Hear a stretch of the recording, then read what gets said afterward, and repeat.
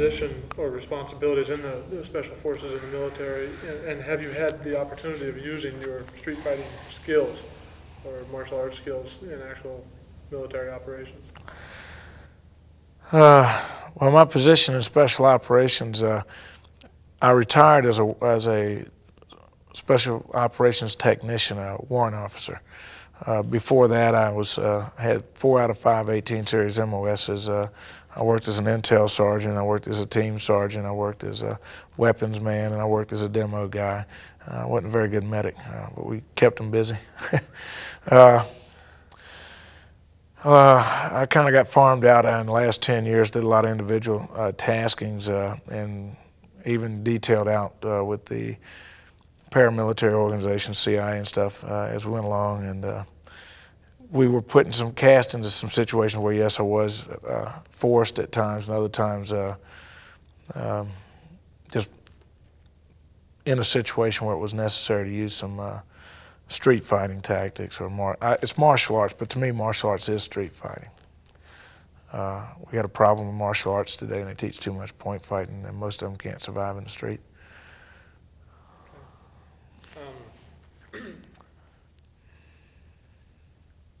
Because of your experience with special operations, do you now serve as a trainer for special operations teams?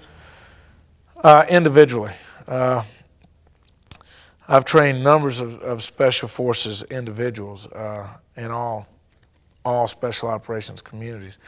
When I was still on active duty, I trained special operations soldiers from almost all the Latin American countries, Central American countries. That's where I spent my last 13 years, and working in counter-narcotic strategies, and we spent a long time training all those. I worked with the Schools of America for a while, and I was one of the chief hand-to-hand instructors. I always like to give it a flair of realism to see that most of what we did. I believe an impact is a necessary part of training.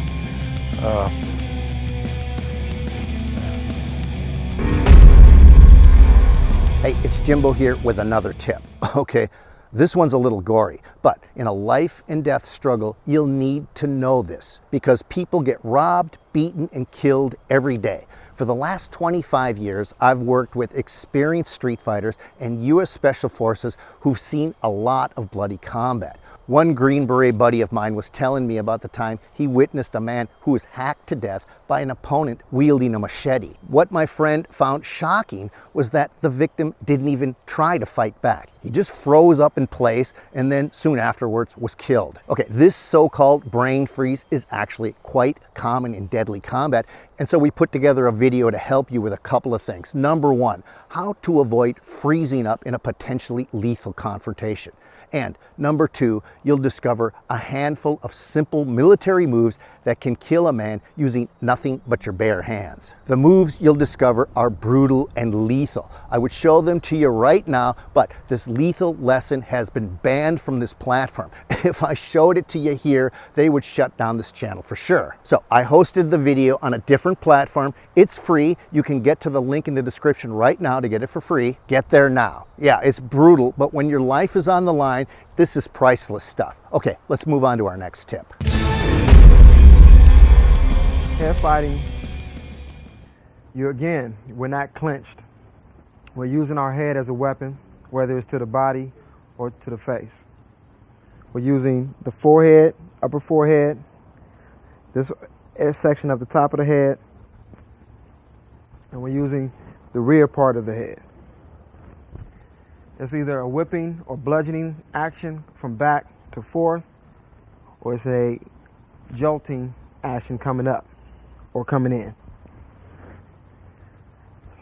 Coral. I want to get his guard out my way. So when I slide in, I'm going to slide in and push his hands up. Once I push his hands up, I'm digging in, coming back, bam, to the stomach, coming up to the jaw area. Go back around. Again, when this cat has his guard up, bam, bam, bam, coming back up. Letting him have it. Top of the head, coming in. Move in, bam, bam, coming back up. If a cat is just talking madness, head down, he's coming up to me, he wants to get down, dog, bam, I'm coming in. I'm opening my hands to tell them, hey, dog, I want to fight. And then I'm bludgeoning them with the forehead, letting them have it, whether I'm hitting them in the chin or hitting them in the nose area. I might spring up on him. He's coming from, let's go this area, this way. Again, if the cat is just rolling up on me, you want some static? I'm gonna let him have a static. I got the static clean if he got static. So once he come through, bam, I'm gonna shout it out. I'm gonna let this cat have it. Now if he comes from behind and he's grabbing me, I'm gonna lower my center of gravity, bam, and explode up into his jaw. Other aspect, come this one. It's here, bam, exploding into him. If he gets me and I'm not going to lower my center of gravity, I just react, bam, I'm just shoving my head right back to him. It's going to make his head jerk back. He's going to feel some great pain because, you know, look at my noggin. I'm sexy, but the head is a little swollen. So it's going to go here, bam. I'm going to break it off.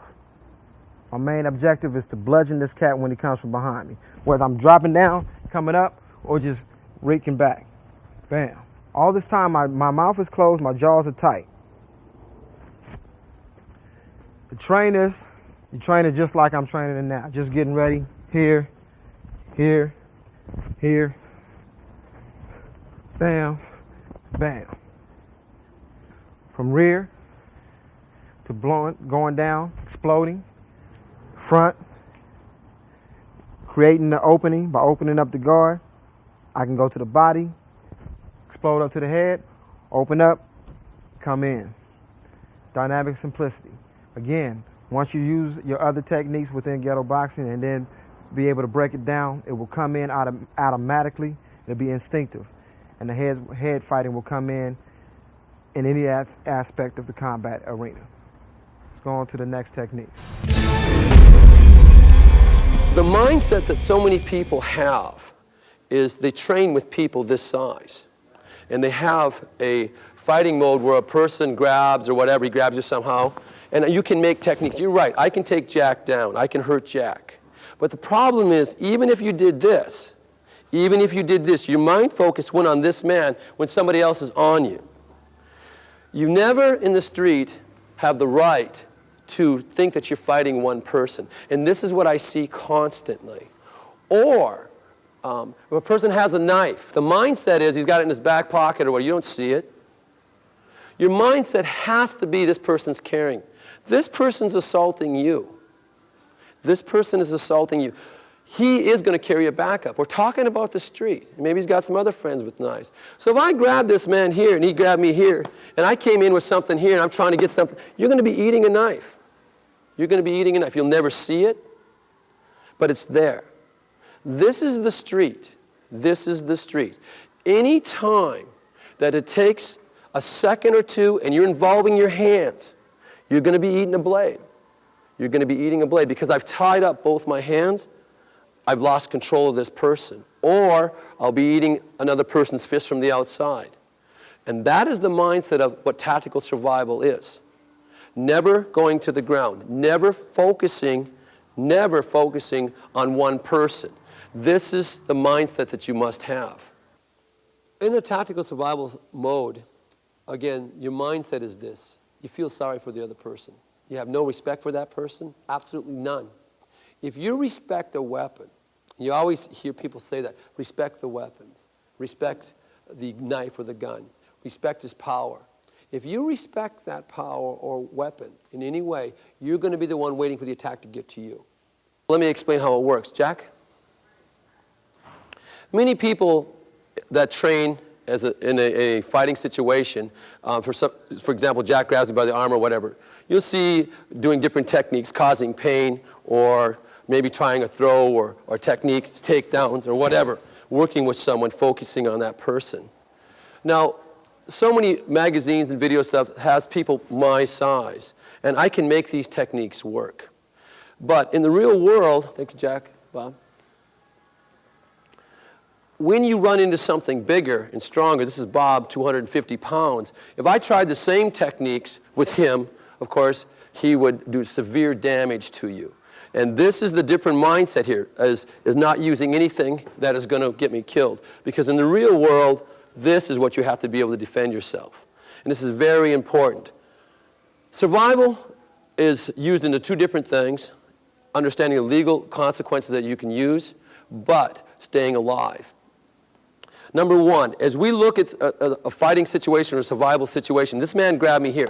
I am not dealing with one person. Never thinking that I'm dealing with one person. My mindset is that there's another person somewhere else, maybe two or three, and that he has a weapon, and that his friends out there have a weapon. If I think any differently than that, then I'm not in a street mind. I am not saying don't ever give up your martial art training or your judo training or whatever that you're doing.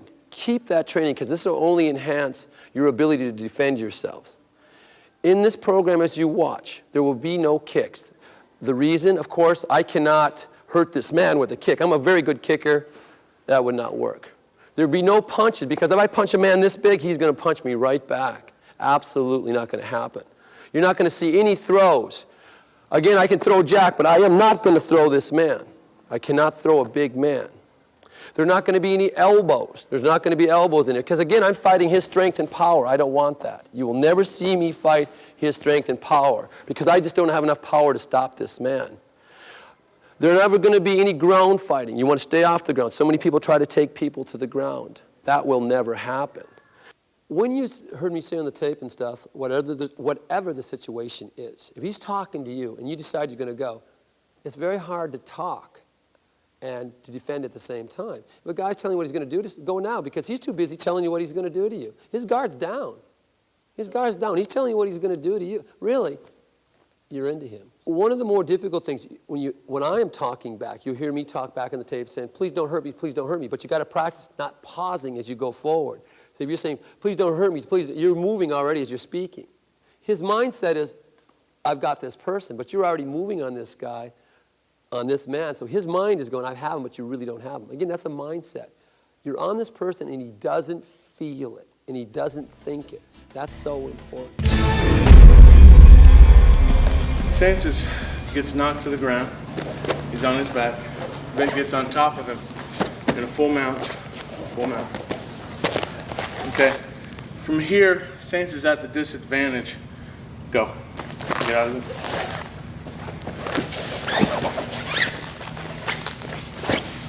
Good. Again, please. This time Vic is on top of him. What Sands does is he grabs Vic around his body or his chest. He puts his head tight against Vic's chest, and he goes for the eyes. He pushes the eyes back and exposes the throat, and then goes for the bite. Same technique we did in the stand-up portion. This time the same movements where you're opening him up. Again, full speed. You're on the ground, your man has you in the mount, you grab his eyes, you turn him, you go for the throat bite, the fight's over.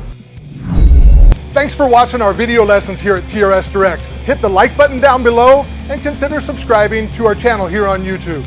Hit the bell icon and we'll send you a notification when there's a new lesson available. Thanks again for watching.